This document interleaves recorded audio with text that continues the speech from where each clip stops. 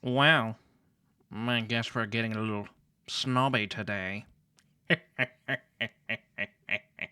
Okay, I'm not going to do that voice the whole time. But seriously, though, we are doing a book tag today. A book snob tag, to be specific. So, yeah.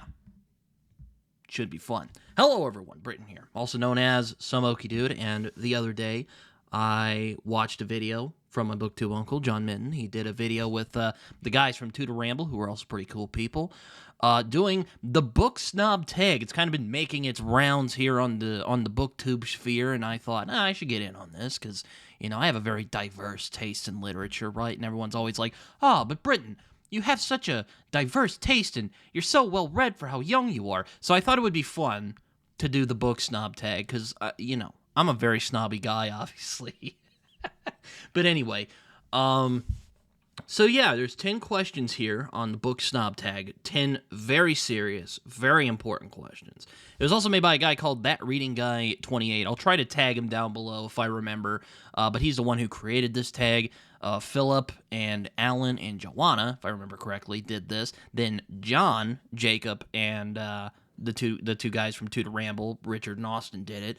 And John basically just was like, screw it, everyone who watches this can do it. So I'm like, all right, I guess I'll do it. So yeah, Book Snob Tag should be fun.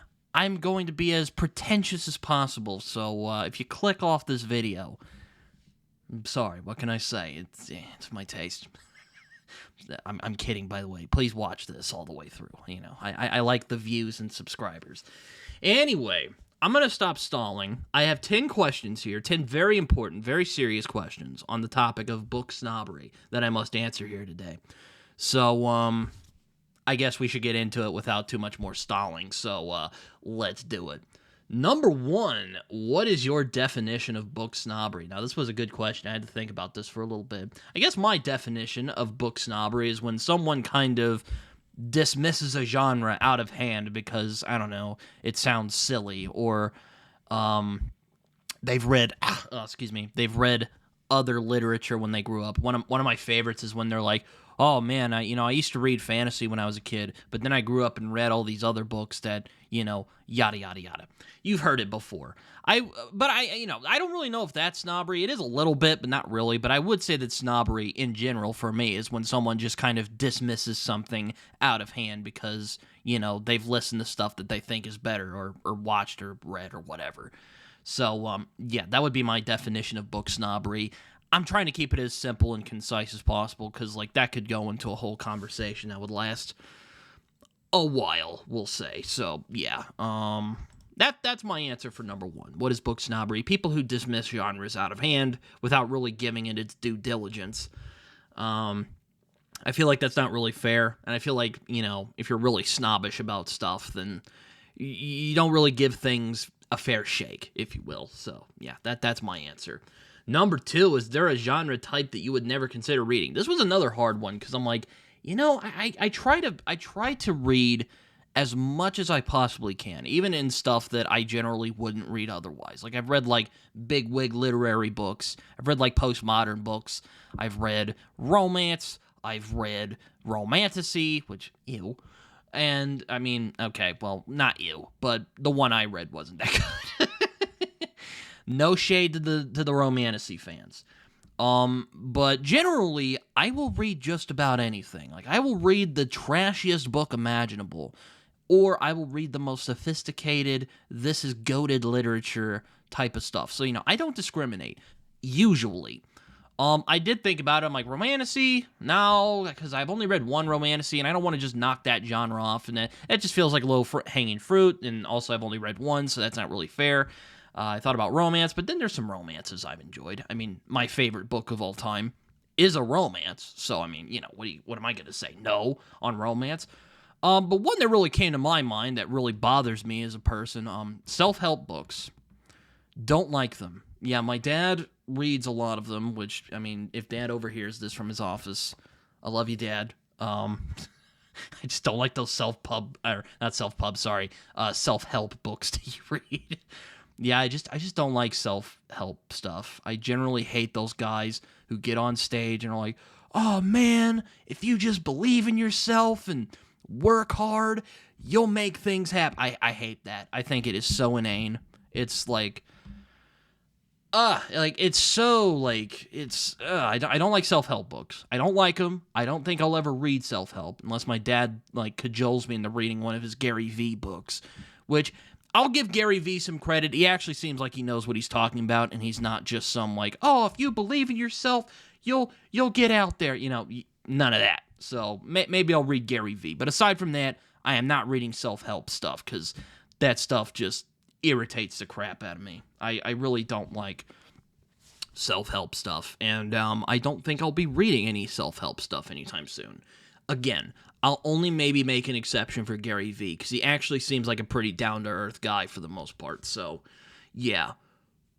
That said, that's my answer for number 2. Number 3, and the most important question of them all, I must say, does erotica count as literature? Now, this was hard. This was the hardest one out of all the questions that I was asked today. Because, I'll make a confession to you guys. You may have heard me say this on some of my live streams, but, I'll make a confession here for those who don't know it. I have a bit of a soft spot, if you will, a bit of a weird soft spot in my heart for really badly written erotica. Like, I love that stuff. Like, it's really fun to read. It's just fun to read if you just want something to, relax and read and have a good time with, just to chill out. I like reading bad erotica, but can erotica count as literature? I'm going to say yes, because I've read some erotica from people that's actually pretty good. And I've only read, like, erotica isn't, like, my genre, aside from the really bad erotica that I like to read sometimes to, blow off some steam, if you will. Not in that way. Hold on, not in that way, but more just to relax my mind a little bit, to just kind of, have a good time and hang out with. But I have read some good erotica stories from people, and so I will say, yes, does erotica count as literature? It definitely can. I think with a good writer, you definitely can write really good erotica literature. I don't know who those are, I'll say, because I don't read a lot of, like, highbrow erotica. I'm sure it exists, but I haven't read a lot of it. But hey, if Chuck Tingle can make a career after writing really silly erotica stuff with, like, dinosaurs and getting his ass... I'm not even going to go there, but if Chuck Tingle can make a career after writing really bad erotica that's almost a parody of itself, erotica's literature. That's all I got to say. That's all I gotta say on that. So, yeah, that's my answer for number 3. Yes, it can be. Number 4, is it better to read classics than bestsellers? I kind of struggle with this, because I've had friends, I've recommended some of my favorite classics to some friends of mine, and of course they don't really get it, because, it's a bit old. The standards were a little different then. And I've even read some older books where I also have to kind of lower my standards a little bit, because it was different back in the day. But at the same time, this feels kind of, I don't want to say disingenuous, because I don't want to sound like I'm criticizing that Reading Guy 28, but I find there's some wiggle room, because there were some books back in the day that were very successful and popular, like Charles Dickens, for instance. He was considered trashy entertainment, and, well, we still remember him today, because, he wrote some of the greatest stories of all time. William Shakespeare was a guy who wrote entertainment for the masses. I think Derry described him as kind of the James Cameron of his era, and that's totally true. And now we see Shakespeare as one of the greatest writers who ever lived. So I think I think it could have been a better worded question, for sure, because I think both a great bestseller and a great classic can, sometimes a bestseller can become a classic, if that makes sense. Even Stephen King has gotten some respect. It's kind of slow, because there's still people who, don't like Stephen King for what reason or another.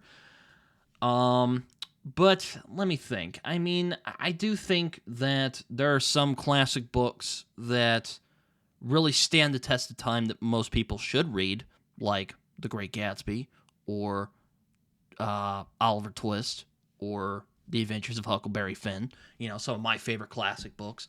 I do think you'll learn a lot more about the world from reading classics, so I'll say that. But then again, I've read some stuff that are bestsellers, like, I read Gone Girl a few years ago. some tremendous insights about how the media influences people and how people's perception is shaped by the media and how people kind of play the political game that is the media. So, again, I try to be not snobbish at all. Does it always work? No. The last couple questions have given away anything. But I think both can be this might be a cop-out answer, but, I think both are, can be insightful. But I will say I do think you'll get a lot more out of a classic, maybe, than you would out of a bestseller that's being put out there today. But at the same time, I do think there are some really great bestsellers out there that I think are tremendously insightful, like the aforementioned Gone Girl. I think Gone Girl's a fantastic book. So, you can go nuts on that. But, yeah, it's kind of my answer on number 4. So, yeah, hopefully that wasn't a cop-out answer, but that's just kind of my thoughts on that question. Number 5, have you ever bragged about reading a classic in order to sound smart? Yes, I have. I'm sure I have. I think I did with Catch-22, which is something I need to reread, because I remember, I remember reading, if not all of it, then part of it, and thinking, like, okay, whatever. It was back when I was kind of in my edgy teenage phase, when I was kind of like, oh, yeah, genre fiction's even more important than literary fiction, before, I got older and realized, what, books are books, so shut your damn mouth. So, but yeah, I would say I have probably done that. I did definitely do that with Catch-22, so sorry, Catch-22 fans. I definitely want to read Catch-22 again. I read Slaughterhouse-5, and then I was like, I want to try out Catch-22, and then I just didn't get around to it. Or maybe I read part of it. I don't remember exactly. But yeah. So number 5, yes, I have. So yeah, let's move on. Number 6, do audiobooks count as reading? And what about comics or graphic novels? I almost asked the 7th question. So yeah, 6th question. Do audiobooks count as reading? Yes, I will say. I mean, especially if you're like my friend Raph, who is blind and really can't read any other way and can only encounter the story by listening to audiobooks, then yeah, I would say that's reading, because you're still connecting with the story, you're still trying to figure out what the story's saying, you're still engaging with it. I mean, it's basically just a guy reading a book, so I mean, it's reading. That's all I gotta say. What about comics and graphic novels? Yeah, I mean, it's a book. It's a book with pictures in it, but it's still a book. So, yeah, not really an in-depth answer on that. But yeah, number 6 is yes and yes, unequivocally. In my opinion, those count as reading. So, there you go. Take it up with the book gods if you disagree. Number 7, have you ever looked down at someone for reading a popular book?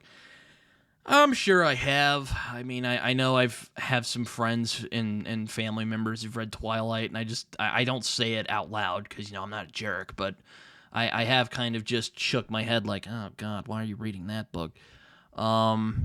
Or I have friends who like Aragon, and I was just like, oh, my God, why are you reading Aragon? It's not good. I've had that. There's probably some other ones. Maybe Fourth Wing as well. Again, I know, low-hanging fruit. I try to avoid Fourth Wing because, I mean, that book gets beaten up a lot by people, and I'm like, you know what? I don't want to add to the beat-up. But, I mean, if you like those books, that's fine. Like, God bless you, but, I mean, those just aren't books for me. But I've definitely done that before. I've definitely been... I don't say it out loud because, again, I'm not like a jerk or anything, but I have... kind of just been like, oh man, why would you read that book? Like, it's not good. There's better books out there. There's better fantasy. There's better vampire books, people. Why? Anyway, so yeah, I definitely have. So yeah, that's number 7. Number 8, have you ever been recipient of someone else's snobbery? Definitely. There are people who've poked fun at me for liking superheroes, even though I'm a 24-year-old man. I've met people who've poked fun at me for liking the MCU. I've met people who poke fun at me for a lot of things. I've met people who are like, oh man, why are you reading all that? And I'm just like, because it's good, or watching, or whatever. I've definitely been the recipient of someone else's snobbery in my lifetime. Or people being like, oh, why do you like Harry Potter so much? I'm like, because Harry Potter's good. I mean, J.K. Rowling might not be great, but those books, though. Enough said. So, yeah, I've definitely been the recipient of someone else's snobbery before. Even in my friend groups, they've been like, why? Why would you read that? Or why would you watch that? So, yeah. Number 9. Are you or would you be friends with a snob? I am friends with people who are kind of snobbish about things, so I would say yes. Because even though I may disagree with some of these people on their strong-held opinions on, oh, this genre sucks because X, Y, and Z, I do think they have interesting insights nonetheless. It's kind of like reading The Boys by Garth Ennis, if you will. The guy's misreading everything. He clearly is, not the not a guy I whose opinion I take the most seriously because, he's not a fan of the particular thing he's satirizing in this book. But at the same time, he's still making some interesting points about other things in our society as well. So, there you go. Forgive the extended metaphor about Garth Ennis's and Derek Robertson's well-known comic book series. But, yeah, I think, I do think people who would be considered snobbish or, elitist or whatever, I think they can be very insightful about respective things. I still think you can learn things from people who are snobbish or whatever. And at the end of the day, the word snob, it's just a word. Like, it just, it's a word people use to dismiss things, which, that's fine. I've done that too. But I understand that, you can learn a lot from people, even if you disagree with people. And as I've said before, if you agree with someone 100% of the time, something's wrong there. That's just the whole thing about it. So, yeah, I would say yes. I am friends with people who I consider snobbish. I don't know if they would consider themselves snobbish, but yeah, I because I think it's interesting to learn why they think the way they think. I'm quite fascinated by that. So, there you go with question 9. And of course, number 10, the hardest question of all. I'm being serious right now. I'm not joking now. But the most serious question: are people who don't read less sophisticated than people who do? This was a hard one, guys, and I'm being serious here. I'm not joking. This was a hard one because I'm like, oh man, it's like, God, I could sound real pretentious if I answered this wrong. My knee-jerk response, if I could, would probably be no, because I've definitely met some really interesting, fascinating, sharp people who are not big readers, rather it be because they don't like reading, or they just never got around to reading, or it's just something they don't really do. And nonetheless, even though they don't read, they still prove to be really interesting, sharp people who I love to talk to. But I do think that if you do read, I do think it can give you a much more universal look at the world, if that makes sense. It definitely can increase your sharpness. It definitely can increase your appreciation for the world around us. Because, that's what books do ultimately at the end of the day. That's what stories do. It connects us together. That's why we consume stories overall. And, yeah, I mean, I would say no, but I do think that reading makes people better overall, generally. Unless you, read for shallow reasons. Then in that case, you should read more. But I do think reading, at its core, is about connecting with people and connecting with the world around us. So I do think that reading is a really good way to do that, but I don't think you're necessarily dumber or less sophisticated if you don't read. Because, hey, there's some people who are really brilliant at other things that aren't reading that just just don't like it, or they just don't feel like it, or they just don't do it for whatever reason, and that's totally fine. So yeah, that's kind of my answer for number 10. That's really where I'm at right now with number 10. So, people to tag. This was a bit hard. There was a couple people I went through. I didn't want to go through too many of the usual suspects, like Raph, though it would have been hilarious to see Raph try to answer if erotica counts as literature, which, hey, I would pay good money to see that, to be honest, people. You know, that would be pretty fun to watch. Or, watching my friend Jordan at iWizard fumble with that same exact question. But I did get a couple people to tag, because I at first I thought, what would be really fun to see their reaction to, does erotica count as literature? But then I thought about it for a minute, and I got a couple of people. But before I get to those couple people I specifically tagged, I'm going to do what John did. If you're interested in doing this tag at all, and have watched this video all the way through, which, if you have, thank you, feel free to do your own version of the Book Snob Tag. I would love to hear from you guys and what you're thinking about book snobbery and all of its stuff, and all of that stuff in regards to that. But, yeah. So the people I will tag in particular, though, Jason Furman, my good man, Jason. He's a good dude. You check out his channel. Who I think would have a lot of fun with this tag. I'm just saying. I think he would have a lot of fun with it. My buddy iSamWise over at iSamWise. Sam, good dude. Big Gene Wolfe fan. Give him some love. He was just recently on John's channel talking about Book of the New Sun. So there you go there. And Aaron Hook, because he tagged me on a pirate tag that he did recently. And I'm getting back at him. So yeah, I'm going to tag him on the Book Snob meter. So yeah, you're tagged back, buddy. We're even now. So yeah, that's kind of all I have for that video. So yeah, let me get a drink real quick.